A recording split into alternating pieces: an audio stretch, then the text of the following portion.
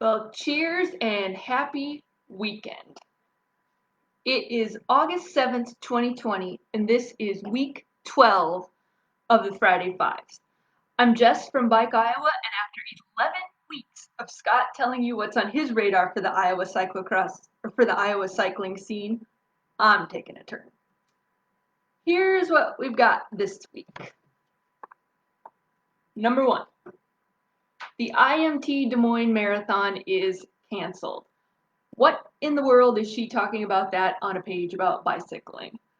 Well, ladies and gentlemen, for almost 2 decades, Bike Iowa has provided course support for the IMT Des Moines Marathon. We organize 70 to 80 cyclists to provide on-course support for about 7,500 athletes participating in all the Des Moines Marathon races, from 5K to the full marathon. Bicycle course support provides moral support, kleenexes, candy, and answers questions like, where's the nearest KYBO? We had a lot of questions about how the marathon could safely happen and how cyclists could safely support athletes during a marathon during a pandemic. But this past Monday, the Des Moines Marathon answered all those questions by announcing that the event, previously scheduled for October 17th through 18th, will now be virtual. We look forward to providing bicycle course support again in 2021. Number 2, support your local bike shop, ladies and gentlemen. These days, it's easy to buy about everything online. You don't have to tell me that twice. The FedEx man and the UPS man knows where I'm at. But what you can't buy online is quality service.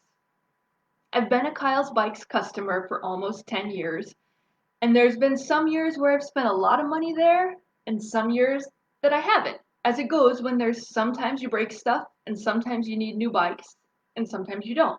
I think I always need new bikes, though. I recently endeavored to take a morning bike ride and made it less than a mile before my chain broke. I arrived at Kyle's Bike shortly after they opened and was grateful they were able to work me in right quick for a repair. Bicycle repair is a specialized skill set, and I'm glad there are people that are much better at it than I ever could hope to be. So thank you, Kevin, at Kyle's for the quick repair.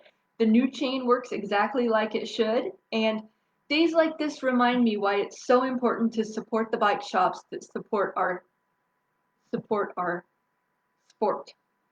I will link to the list of local bike shops that's on bikeiowa.com, so if you need to find your local shop, you can find it there. Number 3. Third thing I want to talk about today is riding style, which is something that the broken chain incident gave me quite a bit of time to think about. The chain broke, and the first thing I thought, after I cussed a few times, was, I'll just grab my road bike. So I did. I hadn't ridden it since the Elkhart time trials in 2018, and it had been tuned up at the beginning of that season, so I thought it would be in decent shape, which it was. I looked at it, I looked at all my old RAGBRAI bands on the top, and I thought, I've ridden thousands of miles on this bike. I completed every damn mile of 3 RAGBRAIs on this bike. It's an old friend. It'll be fine. As I was pumping up the tires, Specialized Roubaix 2325s, I marveled at how skinny they were and how long it takes to pump a tire up to 110 psi. That bike may be like an old friend, but it's still a 10-year-old aluminum road bike.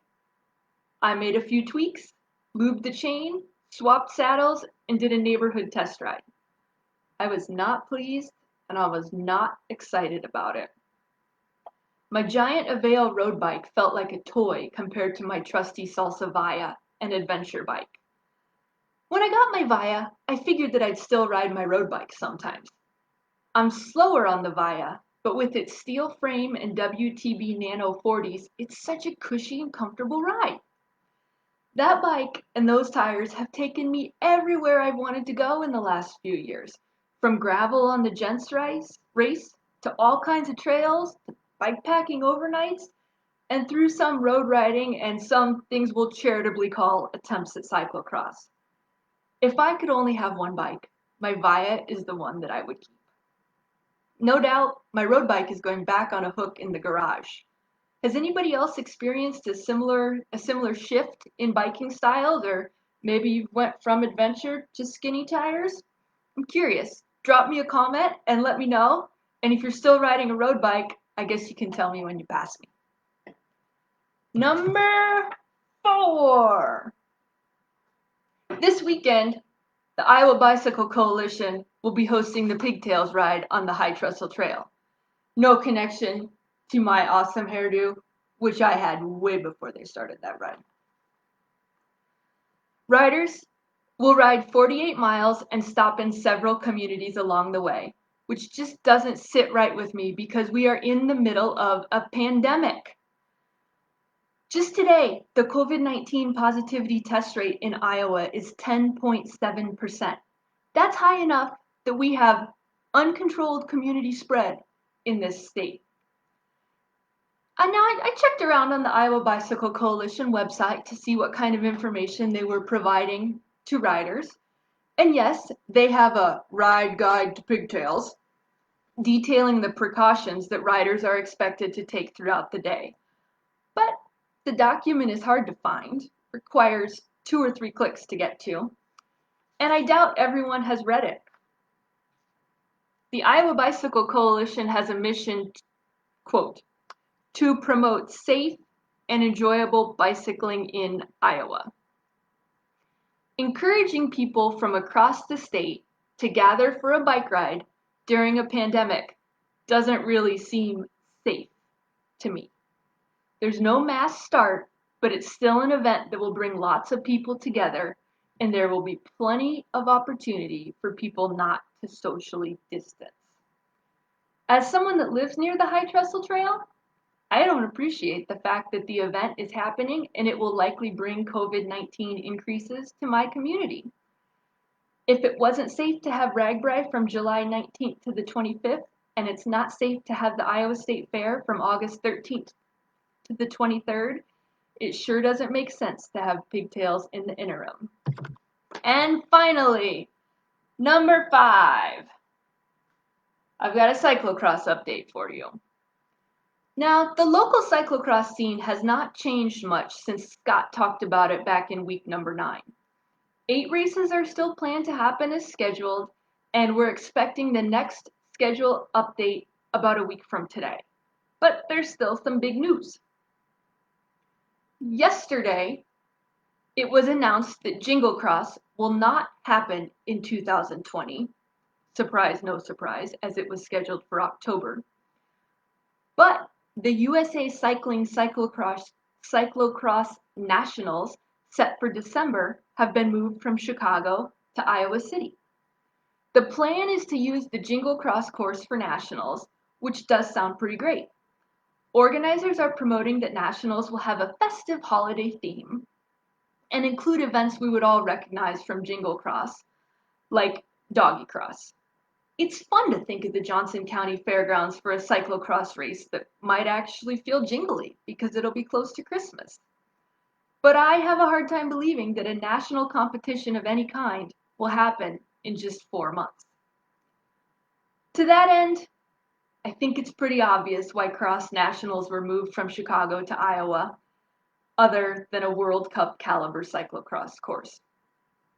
It has nothing to do with bicycles and everything to do with politics.